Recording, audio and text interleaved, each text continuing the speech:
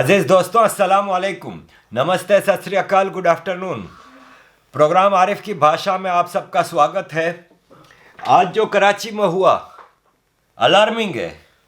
अगर FATF international forces अगर इस पे अगर कोई एक्शन नहीं लेती और इसको रोकती नहीं है तो फिर आई am telling you that south Asia में एक बहुत बड़ा मामला शुरू होने जा रहा है।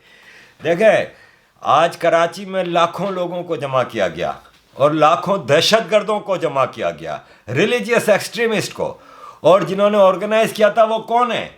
Listen, FATF, USA, all banned outfits, Sipahi Sahaba, Lashkar Jhangvi, they are banned in Pakistan. They are not allowed to do activities, and million people gathered today in Karachi on the name of extremism.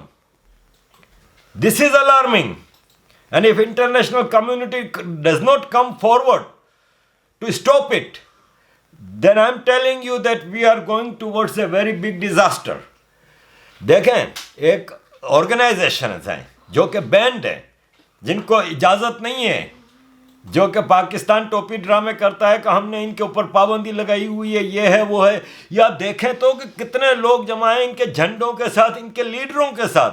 वो लीडर जो कि जेलों में होने चाहिए, बल्कि फांसियों पर होने चाहिए, ये यहाँ पे सोफ़ों पर बैठ के आवाम के साथ खेल रहे हैं। इसमें एक गंदा नाम खादिम गालवी, मैं इसको खादिम गालवी कहता हूँ, ये अपने आप को खादिम हुसैन रिजवी कहता है। हुसैन हमारे नबी पाक के नवासे का नाम है, हुसैन रजी अल्लाह ताला अन्हो, उनका नाम मैं बिगाड़ नहीं सकता। रिजवी एक मुकद्दस कास्ट है, इसलिए मैं इसको खादिम गालवी कहता हूँ। देखें, इस्लाम में ज़बान को साफ रखने पे सबसे ज़्यादा सख्ती से कहा जाता है। इस्लाम क्या, दुनिया के हर रिलीजन में, आप मुझे दुनिया के किसी भी रिलीजन का एक स्कॉलर बता दें जो गालियों में बात करता हो। और ये खादिम गालवी तो लंगड़ा गालियों में बात करता है, ये टेररिस्ट है, ये दहशतगर्द है, इसको फांसियों पे लटकाना चाहिए।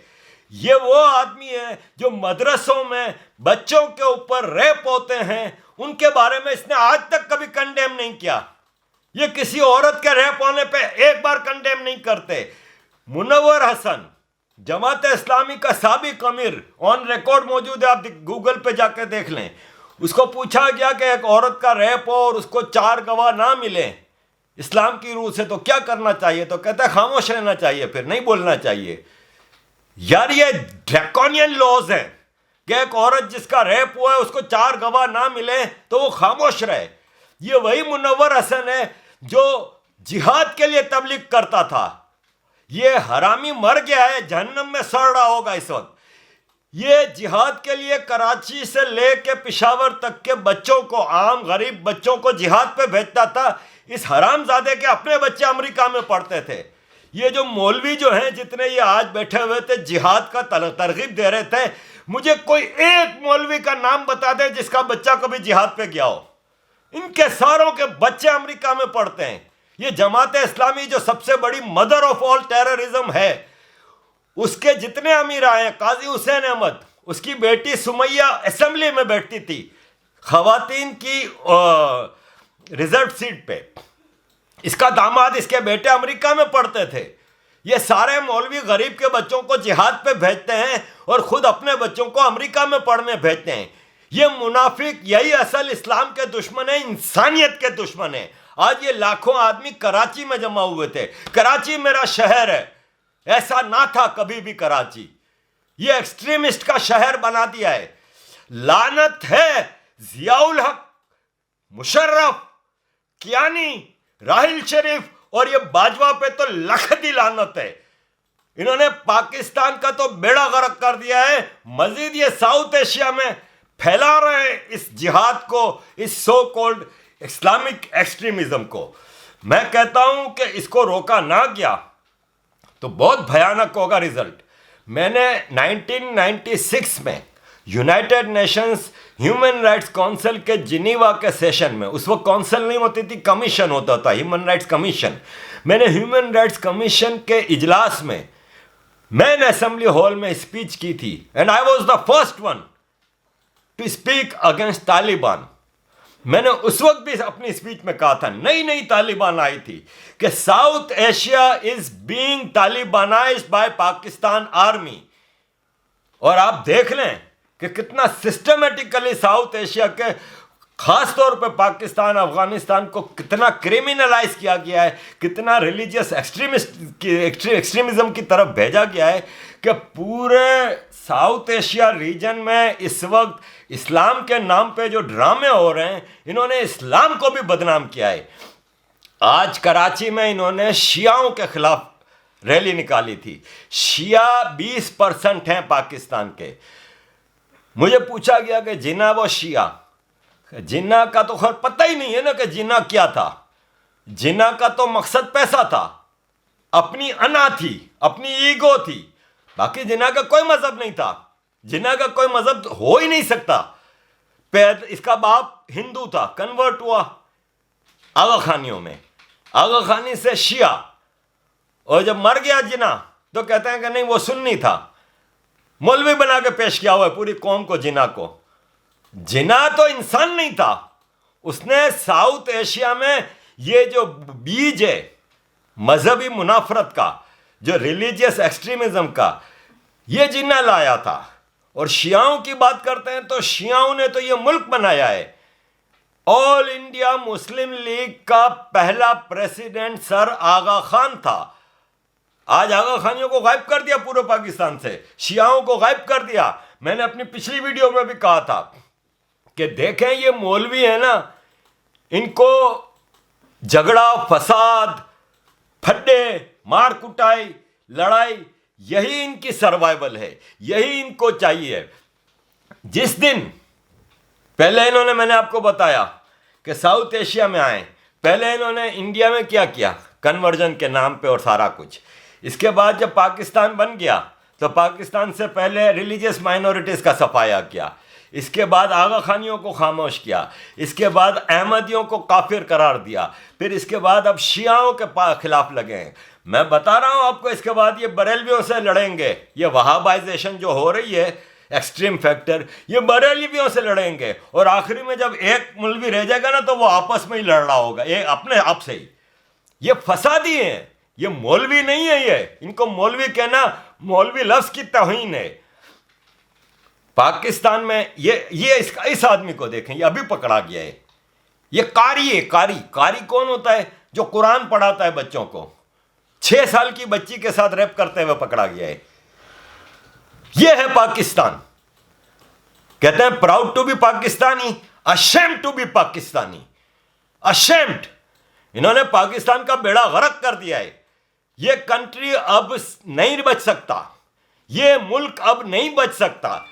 ये फसादियों का मुल्क बन चुका है। अब ये मुल्क सेल्फ डिस्ट्रक्शन की तरफ जा रहा है। आज इन्होंने जो ताकत का मुजाहरा किया है, नंगी ताकत का मुजाहरा किया है। शिया इमाम बारगाहों के सामने इन्होंने खड़े होकर नारे लगाए। ये आप रैली में देखें कि ये क्या नारे लगा रहे हैं, शिया काफिर, शिया काफिर, शिया काफिर। ये पाकिस्तान में फौजियों की जो करप्शन, बहुत ही बड़ी करप्शन, अब तो मतलब हद से ज्यादा।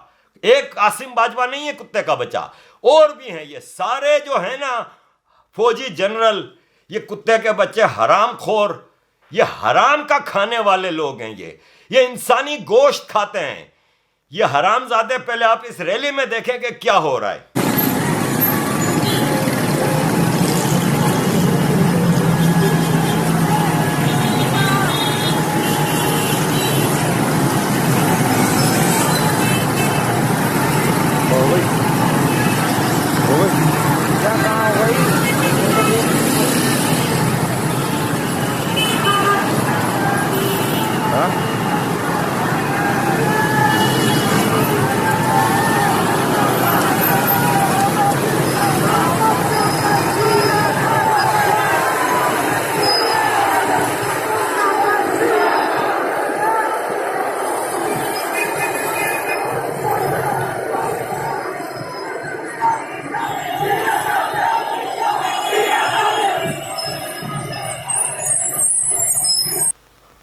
हर रोज पाकिस्तान के कोने कोने में मदरसों में रैप होते हैं, उसके बारे में कभी इन्होंने रैली नहीं निकाली, उसके बारे में कभी इन्होंने कंडेम नहीं किया। मुझे कोई एक मिसाल दिखा दें कि लाखों बच्चे अब तक रैप हो चुके हैं, किसी एक के रैपिस्ट को सजा मिली हो। ये पाकिस्तान बनाना रिपब्लिक में नहीं हो सकता। मौलवी यहाँ पे धड़ल्ले से बैठा हुआ है और आम आदमी को जाहिल बना के आज वो उनके दिमागों पे रूल कर रहा है। अभी की आप रैप की मिसाल ले लें, जो आपको मैंने बताया था पिछली वीडियो में कि लाहौर में एक फ्रेंच पाकिस्तान ओरिजिन की फ्रेंच औरत को जो रैप किया गया था, उसकी स्टोरी तो ज़रा आप सुने कि उस औरत ने जब पुलिस को फ़ोन किया कि मेरी गाड़ी में पेट्रोल ख़त्म हो गया है, and that is confirmed also by police कि हाँ जी फ़ोन आया था, उसके कुछ मिनटों बाद दो आदमियों को कैसे पता चल जाता है कि यहाँ पे एक गाड़ी में औरत अकेली बैठी है बच्चों के साथ। 2-3 मिनटों में दो आदमी आते हैं और उस औरत का रेप कर देते हैं। गवाह मौजूद हैं जो कह रहे हैं कि हमने देखा था कि वर्दी में आदमी मौजूद थे जो इनको उस औरत का रेप कर रहे थे, इसलिए कोई रुका नहीं। मोटरवे है भाई, और अभी कोई रात के 4-5 नहीं बजे थे, 12 बजे थे। मोटरवे पे लाहौर जैसे शहर के रिंग में सैकड़ों गाड़ियां गुजरती हैं, कोई इसलिए नहीं रुका कि उन्होंने कहा फौजियों से कौन पंगा ले। तो भाई साहब मसला यह है कि उस औरत का जो रेप हुआ, इसके बाद की जो ट्रेजेडी कि पुलिस कहती है कि वो निकली क्यों और ये क्यों, गवाह ये कह रहे हैं कि जब पुलिस पहुंची बाद में तो वो औरत पुलिस के पांव पकड़ के कहती है कि मुझे मार दें, मेरे बच्चों के सामने मेरा रेप हुआ है, मुझे मार दें, मुझे जिंदा नहीं रहना। ये तो हाल है। और फिर इसके बाद इमरान खान का आज बयान आया है। इमरान खान कहता है कि सीसीपीओ लाहौर एक ईमानदार आदमी है। ये ईमानदार की कहानियां IB intelligence bureau of Pakistan की रिपोर्ट है कि he is the most corrupt police officer in Punjab. ये है इमरान खान का आदमी। इमरान खान शर्म कर, लानत है तेरी शक्ल के ऊपर जो तू ऐसे पुलिस वालों के जरिए पाकिस्तान के ऊपर रूल कर रहा है। तुमने दरिंदों का माशरा तैयार किया है इस हरामखोर फौज के लिए। मैं कहता हूं कि अब इंटरनेशनल फोर्सेस और ख़ास तौर पे भारत को आना चाहिए और बचाना चाहिए इन पाकिस्तानियों को। आफ्टर ऑल हम लोग इंडियन ओरिजिन के हैं, हम लोग इसी धरती के डीएनए रखते हैं। हम लोगों को बचाना इंटरनेशनल फोर्सेस का और ख़ास तौर पे भारत का फ़र्ज है। हमें बचाएं इन दरिंदों से, इन जालिमों से। सीसीपीओ कहता है कि रात के 12 बजे उस औरत को अकेले निकलना नहीं चाहिए था।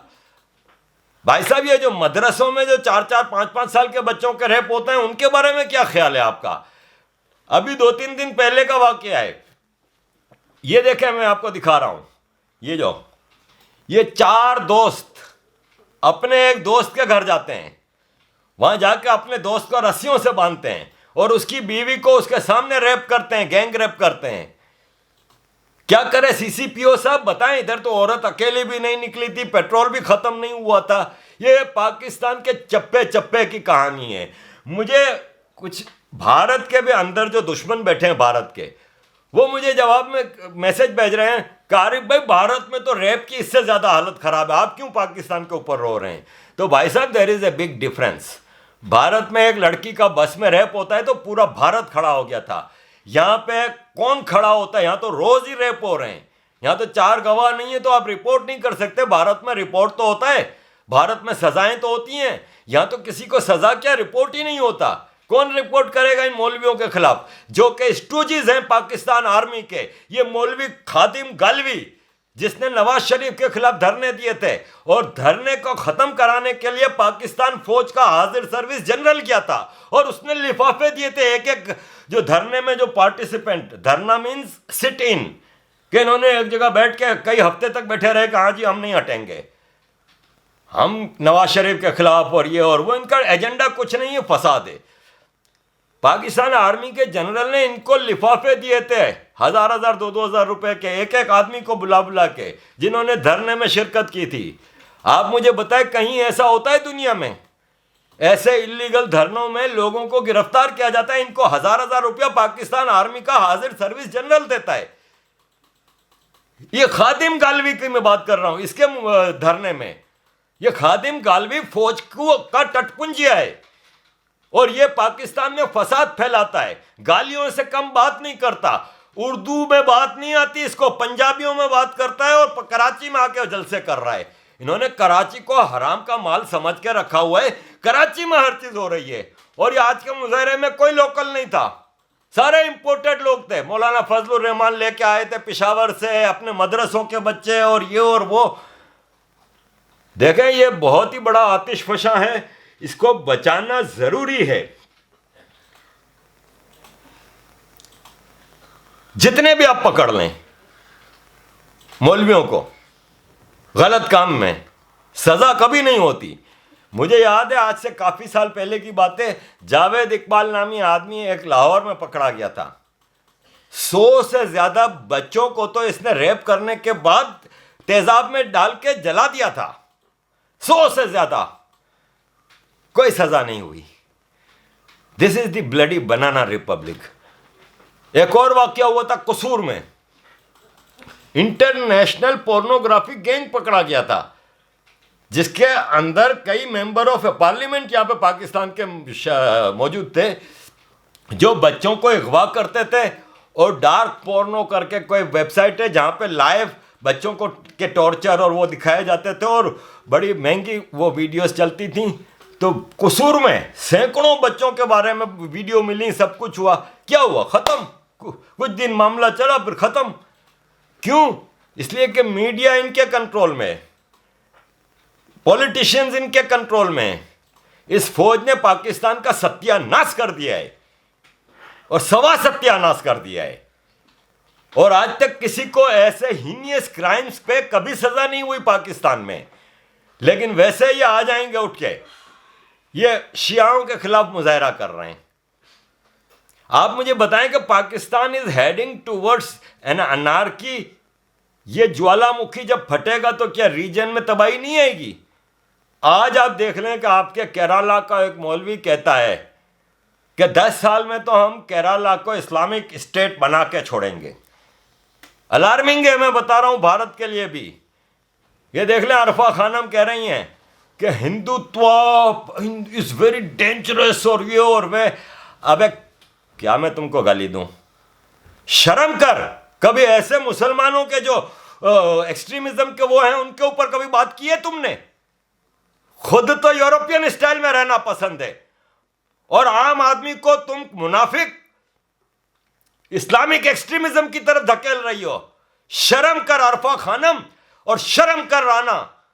मैंने कभी किसी के लिए बद्दुआ नहीं दी है, गलत विशेष नहीं किए हैं, लेकिन आई विश के राना वापस नहीं आया हॉस्पिटल से।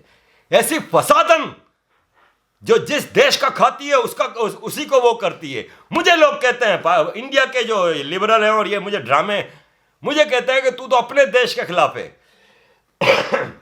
जिस देश ने तुम्हें सब कुछ दिया। अरे मेरे देश ने मुझे कुछ भी नहीं दिया। मेरे देश ने अगर मुझे दिया होता तो मैं यहां पे धक्के खा रहा होता। 20 साल की उम्र में देश छोड़ के निकल गए थे, जो हमें कॉलेजों में एडमिशन नहीं देता था, जो हमें जॉब्स नहीं देता था। मुझे पाकिस्तान ने कभी, जनाब ट्रंप ने आके लाए, क्यों जी? कुरान और हदीस ने साहब जो तुसा कढ़िया या जनाब मोदी ने आके कढ़िया? इस्लाम फोबिया तुम्हें हुआ है, किसी को भी और इस्लाम फोबिया नहीं है। आम दीनी मदारिस पर पाबंदियां तुम लगाते हो या वो बाहर से आकर लगाते हैं? गुस्ताखे रसूल के साथ तुम खड़े होते हो या वो बाहर वाले आके खड़े होते हैं? हाँ जी, क्यों जी? मुमताज कादरियां फटे तुसी लाया या उन्हें लाया? हाँ तुसा लाया, तो इस्लाम फोबिया होया, किसी को भी इस्लाम फोबिया नहीं। फोबिया कोई और ही चीज होती है। रसूलुल्लाह ने फरमाया तरक्तुकुम अला मसल बैदा लैलुहा का नहारिहा ला यज़ीगु अन आबादी इल्ला हालिकुन। फरमाया मैं चमकता हुआ दीन तुम्हें लेकर जा रहा हूं, इसका दिन भी दिन है और रात भी दिन है। This is Imran Khan Pakistan. ये है वो पाकिस्तान जिस पे हमें कहा जाता है कि हमें फख्र करना चाहिए। इस पाकिस्तान ने हमें कुछ नहीं दिया, इसलिए हमें ताने नहीं मारो कि जिस देश का खाया था या जिस देश का, इस देश को हमने दिया ही है। हमारे खानदानों ने कमा कमा के टैक्स ही दिए हैं, लिया कुछ नहीं है इस देश से। ये देश किसी को क्या देगा सिवाय पंजाबी हरामी फौजों के, और किसी को नहीं मिल सकता इस देश से कुछ। ये पाकिस्तान है। Pakistan was created for only feudal lords and Pakistani army, the army which is capable of never winning a war against any other army. they are capable of committing genocide of their own people only. The most corrupt, the most coward army of the world is Punjabi Army of Pakistan. भंग, जिसको गांजा कह लें, marijuana कह लें, उसको legalise कर रहे हैं और फवाद चौधरी अजीम साइंटिस्ट कह रहे हैं कि हमने वो भंग उगानी है जिसमें नशा ना हो। ये वही लोग हैं जो आधे आधे पाव के बम बनाते हैं और ऐसे एटम बम बनाते हैं जो खाली हिंदुओं को मारेगा, मुसलमानों को नहीं मारेगा। ये डफर्स पाकिस्तानी, ये दुनिया में कलंक का टीका है, ये पाकिस्तान के rulers. The country has long crossed expiry date. अब हम वेट कर रहे हैं कि कब इसकी तदफीन करें, क्योंकि हम लोगों के यहाँ पाकिस्तान में कहा जाता है कि एधी, अब्दुल सत्तार एधी बहुत बड़े ह्यूमनिस्ट थे।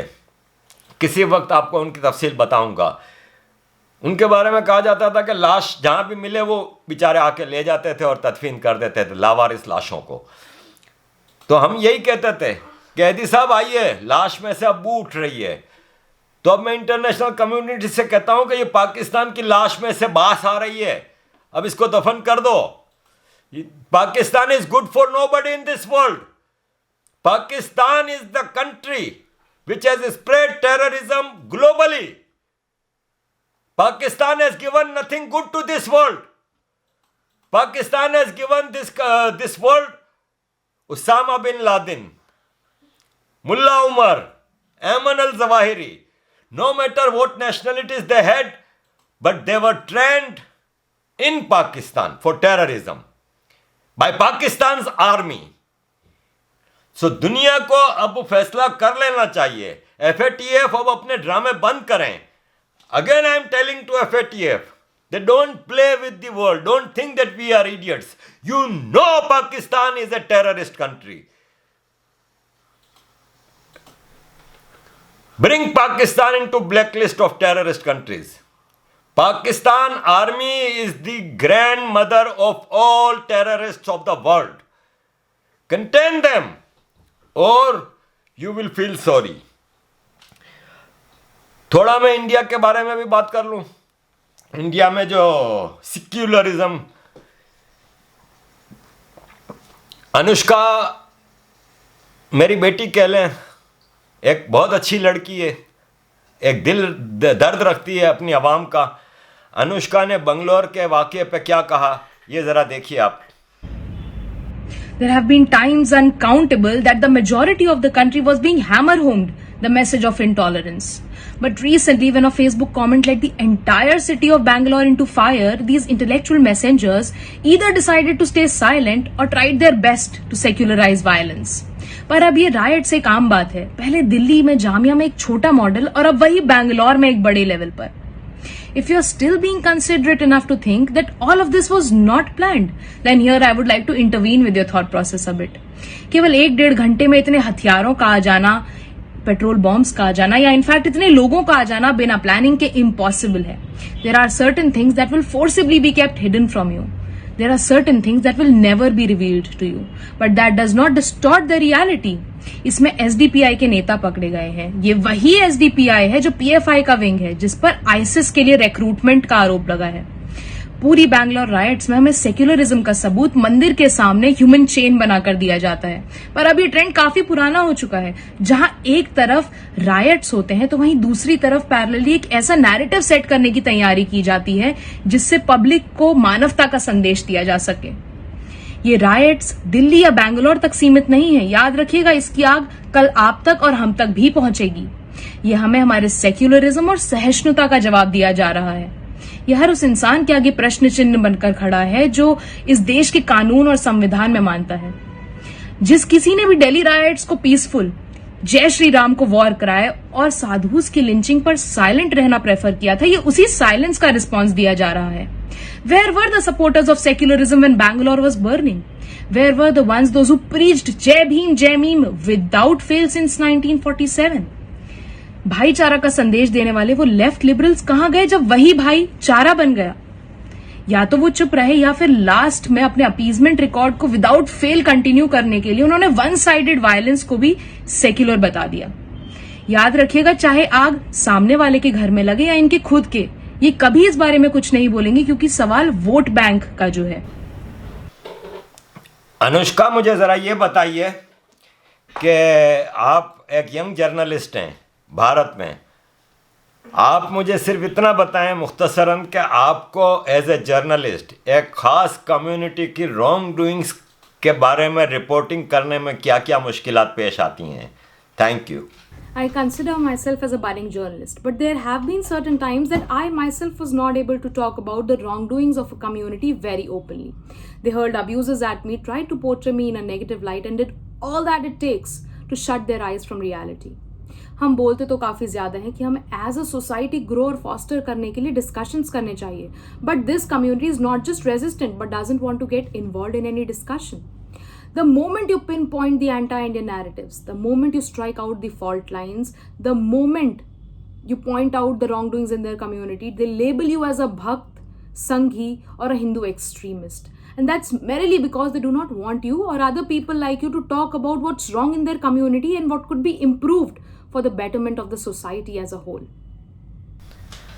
दूसरा मेरा सवाल अनुष्का आपसे ये है कि भारत में आप क्या फ़र्क महसूस करती हैं 2014 के पहले भारत और 2014 के बाद के भारत में? आज की जनरेशन के जहनों में आपने क्या ऐसी तब्दीली महसूस की है, ज़रा मुझे बताइएगा please. Definitely there have been a lot of changes in the mindset of Indian youth from pre-2014 to now. We've become all the way more open to the idea of discussion on Indian history and culture. 2014 से पहले जिन चीज़ों के बारे में कभी बात तक नहीं करी जाती थी, आज वो चीज़ें मेन स्ट्रीम डिस्कशन का पार्ट है. Pre-2014, the youth would not bother to talk about history, but now the youth is questioning about distortions in history. The youth is taking pride in talking about their dharma. The youth has become an ardent devotee of the idea of nation first, and this is not a rise in Hindu extremism at all. देखें, भारत में भी Islamic extremism को फ़रोग़ दिया जा रहा है और उसमें ये आरफा, राना और इन लोगों का और अपोलोजेटिक जो हैं आपके बरखा, राजदीप, एनडीटीवी, निधि, सागरिका, ये तो सब मिल के इस वक्त इस्लामिक एक्सट्रीमिज़म और रॉन्ग डूइंग्स, क्योंकि जहाँ पे इस्लामिक एक्सट्रीमिज़म आती है वहाँ पे बॉलीवुड भी आ जाता है, क्योंकि ये बॉलीवुड भी इनके दिफा में, इनके डिफेंस में फ़ौरन खड़े हो जाते हैं। लेकिन एक हिंदू लड़की कंगना जो राइट है, अपनी जगह पे करेक्ट है अपने मूवमेंट में, उसके लिए कोई आवाज़ नहीं उठा रहा। हमारे बड़े बड़े स्टार बैठे हुए हैं जो बॉलीवुड के, जो इन सारे गलत कामों के अंदर शामिल हैं, इसलिए खामोश बैठे हैं। लेकिन ज़रा कोई मामला आएगा तो फ़ौरन निकल के आ जाएंगे। अनुराग कश्यप और ये तापसी और जितने भी हैं, ये स्वारा, ये सब बॉलीवुड के लोग हैं। ये सब मुल्लाओं को सपोर्ट करते हैं और इनको बढ़ावा देते हैं। भारत में भी सेक्युलरिज्म है ना। अब ट्रू, मैं तो कहता हूँ कि सही हिंदू राष्ट्र होना चाहिए अब, क्योंकि एटलीस्ट कम से कम हिंदुओं से आप टेररिज्म की तो तवक्को नहीं कर सकते, हिंदुओं से आप गलत कामों की तो तवक्को नहीं कर सकते। हिंदू तो दुनिया की सबसे शरीफ कौम है, पूरी दुनिया उनकी तारीफ़ करती है, पूरी दुनिया जानती है कि ये बेज़रर लोग हैं, ये किसी को नुकसान नहीं पहुंचाते, ये सब के लिए बराबरी की बात करते हैं, सब के लिए। क्योंकि एक हिंदू राष्ट्र में तो किसी के साथ अन्याय नहीं हो सकता। तो बेटर है क्या, या तो सेक्युलर इज द बेस्ट, लेकिन फिर ट्रू फॉर्म ऑफ सेक्युलरिस्ट हो, नहीं तो फिर then better being a Hindu राष्ट्र। तब्दीली लाएं, आपको लानी पड़ेगी अपने सिलेबस में, अपने एजुकेशन सिस्टम में। देखें ये क्या कहता है कि कुतुबुद्दीन ऐबक तो बहुत एक नेक बादशाह था और उसने तो आवाम के लिए बड़ा कुछ किया। हाँ, बस कुछ मंदिर तोड़े, क्योंकि वो उन मंदिरों में पैसा बहुत था, तो उन मंदिरों को तोड़ के उन पर कब्जा करके उनकी दौलत छीन के मस्जिदें बनाई। ये सब इल्लीगल मस्जिदें हैं। जो भी किसी मंदिर को तोड़ के बनाई गई है मस्जिद, वो मस्जिद को रहने का हक नहीं है। मैं एज ए मुसलमान कह रहा हूँ, और मैं पक्का मुसलमान हूँ, मैं बता रहा हूँ आपको, मैं एज ए मुसलमान कह रहा हूँ कि वो इल्लीगल मसाजिद हैं जो कि किसी मंदिर को तोड़ के कब्ज़ा करके पैसे वो करके इसके लिए किया गया है। और अगर आप इस किस्म का इस्लाम फैलाना चाहते हैं तो better don't do it, don't do it. ऐसे इस्लाम की किसी को कोई ज़रूरत नहीं। मुझे सिर्फ ये बता दें कि ये जो साउथ एशिया के जो जितने मुसलमान हैं, आज से नहीं पिछले 1000 साल से मुझे उठाकर दिखा दें, ह्यूमैनिटी के लिए इन्होंने आज तक कौन सा ऐसा काम किया है कि जिस पे मैं फख्र करूं एज ए मुसलमान। ह्यूमैनिटी के लिए कोई एक काम बता दें, एक सुई तक तो ये ईजाद नहीं कर सके, सिर्फ फसाद कर सकते हैं और कुछ नहीं कर सकते। तो मैं यहाँ पे कहूँगा कि हिंदुस्तान को भी अब अपने बेसिक सिस्टम में तब्दीली लानी होगी। जिनमें 1 अरब मुसलमान है, तो एक आदमी 4 काफिरों पे मेहनत कर ले तो ये थोड़े दिनों में सारे क्या हो जाएंगे? मुसलमान। ये उनका एक तरगीब देने का तरीका था। मैंने सोचा कि एक आदमी 4 काफिरों पर मेहनत करे, काफिर सुनेगा नहीं बात, बहुत मुश्किल हो जाएगा, तो क्यों ना ये 1 अरब 4 अरब हो जाएं, और वो जो 4 अरब थे वो उतने के उतने ही रहे। यानी हम अपना ग्रोथ रेशो 4 गुना, जो नौजवान हजरात हैं मेरी बात को मुकम्मल करें, हम अपना जो ग्रोथ रेशो है वो 4 गुना बढ़ा दें। लग रहा है दिल गार्डन गार्डन हो रहा है, बहुत मजा आ रहा है यहाँ पे। मैं समझा पा रहा हूं अपनी बात?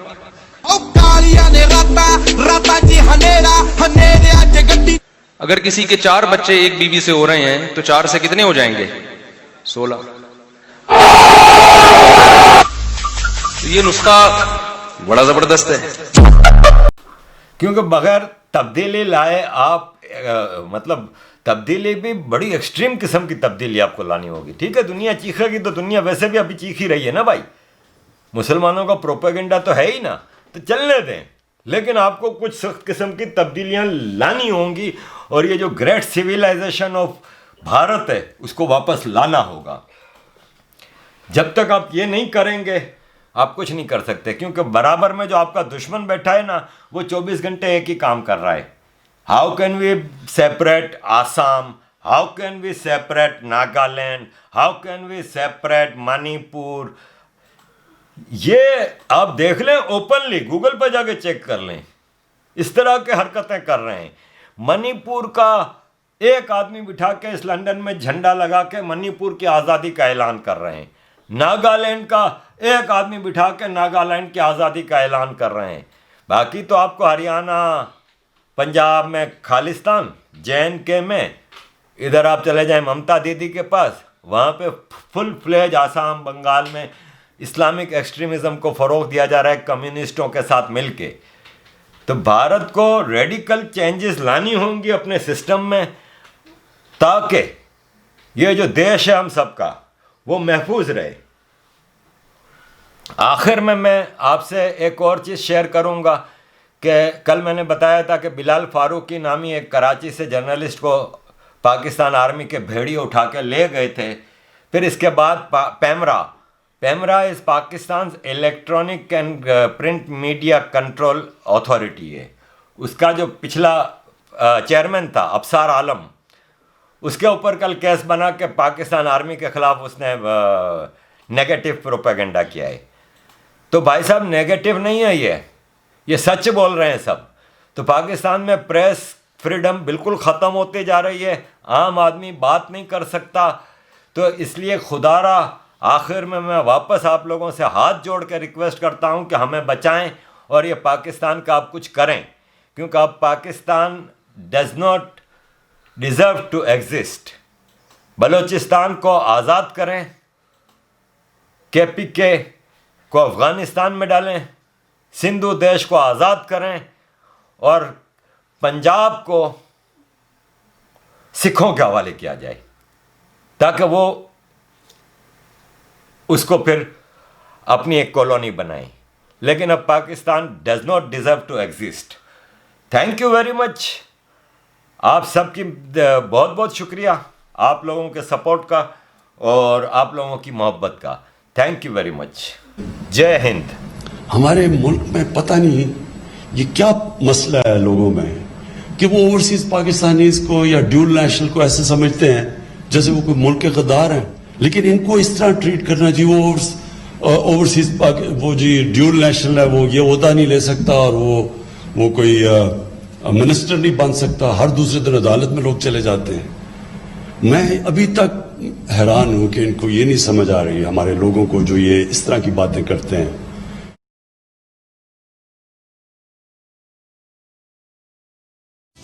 ड्यूल नेशनलिटी के ऊपर क्लियर है। ये नहीं हो सकता कि आप पाकिस्तान के अंदर आप बैठ के आप पार्लियामेंट में भी आ जाएं, आप वजीर बने, आप मुल्क के फैसले करें और आपकी ड्यूल नेशनलिटी हो, ये नहीं हो सकता। पीटीए का स्टैंड बड़ा क्लियर है। अगर आपके पास दूसरे मुल्क का पासपोर्ट है, आप असेंबली में आपको नहीं बैठना चाहिए, क्योंकि आप जब दूसरे मुल्क का पासपोर्ट लेते हैं आपको ओथ लेनी पड़ती है उस मुल्क के लिए।